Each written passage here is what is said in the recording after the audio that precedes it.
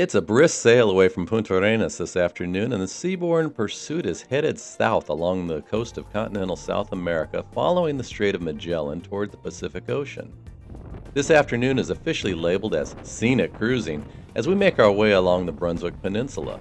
Time for the catch of the day, a little team trivia with Olivia, before we literally reach a turning point in this expedition. Fronting a spectacular set of snow-covered peaks is Cape Froward. This is the southernmost point in contiguous continental South America, or in fact all of America. As we round the crosstop point and turn to the northwest, we are now on the Pacific coast of Chile for the remainder of the trip. Well, at least in the small inlets, fjords, and channels on the west side of the Andes. Cape Froward was named in 1587 by privateer Thomas Cavendish after the weather and seas experienced here: stubborn, disobedient, and rebellious. Seems a little bit dramatic, but then again, I'm not in a wooden boat driven by sails either. The doors are a little tough to open against the wind though, so maybe Cavendish had a point. Or, in 1587, there wasn't a nice afternoon lecture given by a great teacher like Jess. But one pot of boiling soup. This will help us to understand. So, you can think of plate tectonics. That was one of our big... During the evening briefing, we learned that the vicious winds in the Pacific may hit us during the night as we pass through a large gap where the Strait of Magellan opens to the sea. But very quickly, we will carve a course northward into the fjord and channel system. So tomorrow, we will be the second group out into the Zodiacs to venture to the Bernal Glacier and Kawésqar Park. As I'm sure Cavendish did in the 16th century, we have a little caviar to mark our rounding of Cape Froward today, and we enjoy pre-dinner cocktails in the Constellation Lounge. Tonight it's short ribs and a caramel pineapple sundae before we watch the very entertaining and unique act of Jesse Kazanek and his one man, one guitar, Beatles show. High energy, great fun.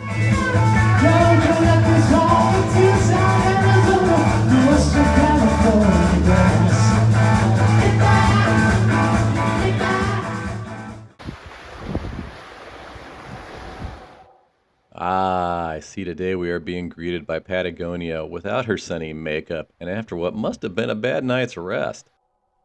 Nothing a coffee at Seabourn Square can't help cure. Isn't that right, Patty?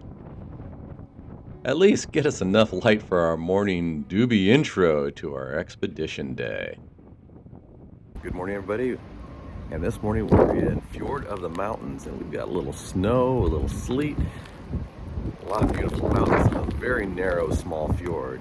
We're going to go see a glacier, so stay tuned and see what we find on Traveling with the Newbies. Well, to add on to that, Juan let us know that we were holding a bit as he and the captain monitored the weather, which was oscillating from fairly calm winds and seas to bursts of violent winds we could see spinning up small waterspouts around pursuit. Getting the Zodiac safely down into the water could be an issue today. After about 30 minutes, we heard the whirring of the Zodiac cranes as our small rubber lifelines to shore were lowered into the fjord. Hot damn, we're gonna have an adventure. Let's suit up. And who's piloting our Zodiac this morning? It's our old friend Joe Palmieri. Man, Joe, you get all the rough water work. As the low clouds start to lift, we could see the Bernal Glacier, fronted by forests that had conquered the rocky moraines left as the glaciers retreated, set amongst snow-covered peaks. We were pretty fortunate this morning. This very narrow fjord was giving us not total, but significant protection from the raging winds out to our west, driving 20-foot seas and a steady breeze of over 50 knots.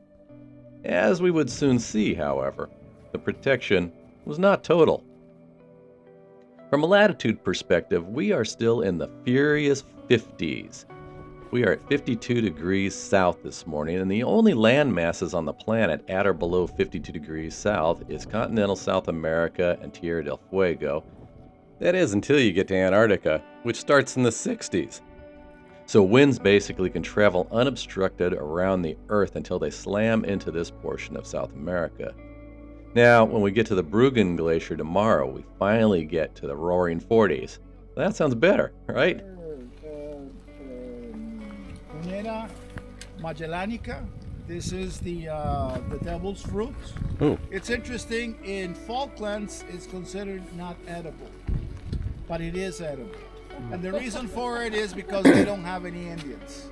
Ah. They don't have any natives, so they didn't get that memo. But yeah, it produces a red fruit. We're off season, so you won't see it. But it's important that you are aware of it. Kawésqar National Park is the second largest national park in Chile, covering around 7 million acres from the area we are in today all the way to the Pacific Ocean, and is a little larger than the state of Vermont. The park encompasses icy peaks, tidewater glaciers, temperate rainforests, and plunging deep fjords, and you could easily spend a week just exploring this park. Local tour companies do just that. A sequel maybe? Kawésqar comes from the name of the indigenous people of the fjords and inner island channels of western Patagonia. For 6,000 years, these people of the sea hunted and foraged from canoes measuring up to 30 feet long, crafted from tree bark. The canoes traditionally held a fire for warmth and cooking that sat on a clay base that protected the canoe itself. Kawésqar men hunted sea lions, and the women were renowned for their ability to dive in frigid waters to collect shellfish. Like many of the native Patagonian peoples, they wore very little clothing. Their layering included layers of seal fat grease to stave off the wet, cold conditions. Currently, there are about 3,500 people who have declared themselves to be Kawésqar. Far fewer still speak the Kawésqar language. As with many indigenous peoples, they continue to work for greater recognition and independence. Fjord of the Mountains is really only accessible from the water, and as we walk inland, we find a very well-maintained trail. The walk up to the glacier is just about 1.5 kilometers, but it takes us through a myriad of microenvironments. We first navigate through a lush, if slightly muddy trail lined with chara bushes and their bright red small berries, and the Magellanic fuchsia, attracting both the fire-crowned hummingbirds and bumblebees about the same size as hummingbirds. There are also notophagus trees and calafate bushes, and seemingly around each bend there's another turquoise blue pond or a scenic view of the Bernal Glacier. This Eden-nest garden is growing on what used to be the lateral moraine of Bernal Glacier, and as we cross a portion of the glacial lake that leads to Bernal, we get closer to the largest rise of the terminal moraines, where in 1986 we would have been frozen in ice.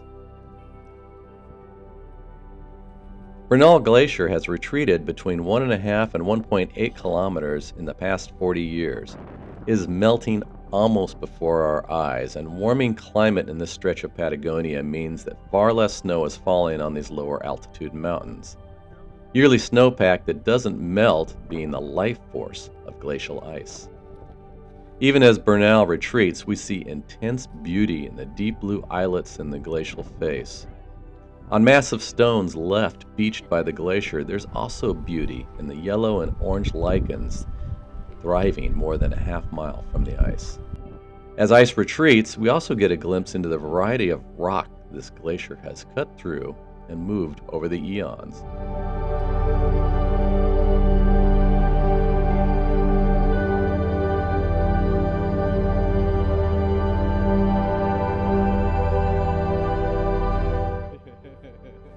Just means this is the adult section. Yeah, it's like girls. Yeah. As we come to the end of the trail, it feels calm, and the doobies just want to stand here as close as we can get to Bernal and enjoy that peace and beauty. But things change fast in Patagonia. It's a hubbub.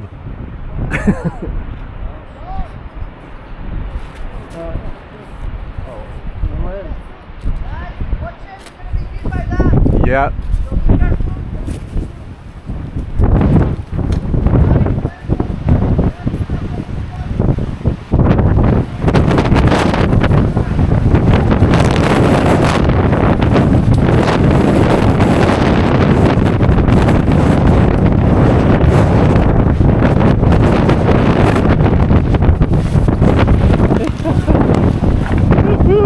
Look at that.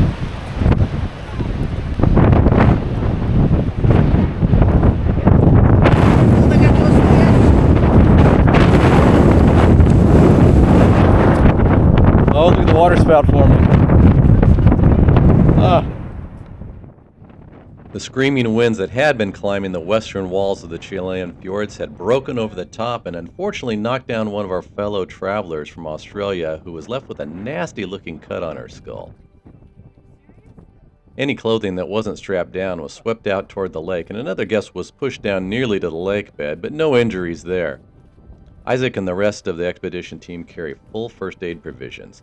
They're trained in first aid and stabilization of any injured guests, and the ship's physician, who is also a trauma surgeon, can be quickly summoned, and in fact, we passed him about 10 minutes later as we began our trek back to the Zodiacs. Quite the experience. Not a lot of shelter out there, so my choice was to lean into the wind and keep shooting. The Katabatic winds, however, seemed like they were becoming more frequent. Hang in there, Donna Doobie.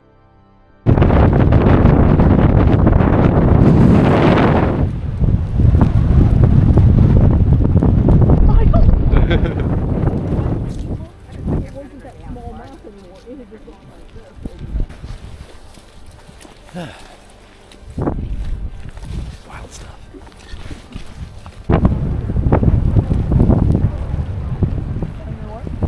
No, we're just hunkering. We're just hunkering down so we don't get blown over.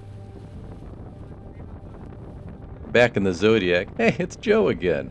His challenge is to get us to the far side of the pursuit by dodging any water devils and then surface alongside the ship, which was also working overtime as the dynamic positioning system was continuously pushing counter to the westerly and gusty winds.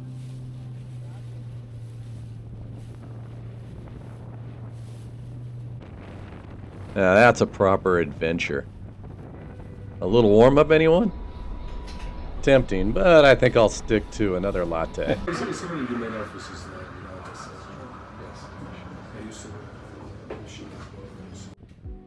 With all safely on board, we head up to trivia, and oh no, unfortunately, Olivia was feeling under the weather, so trivia's off today. But down in the Discovery Center, Luke had a nice lecture this afternoon and passed along fossils from the ancient forest that once covered Patagonia and Antarctica before she so rudely split and headed south. Here, and all that while, how the plants survived and thrived over those times. So we... Our pre-dinner show tonight as we get ready, waterspouts, courtesy of Patagonia herself.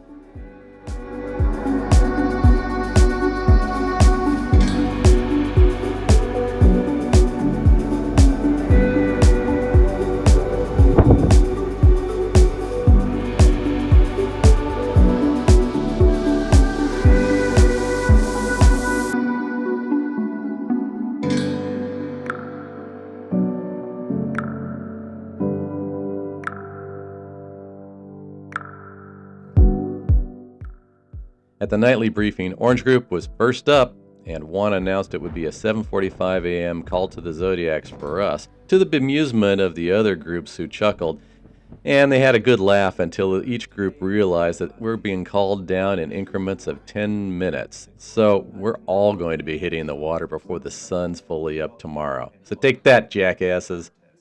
Look how beautiful Donna looks tonight.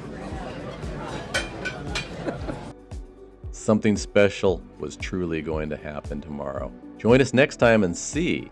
I'm having my souffle and hitting the sack. Good night.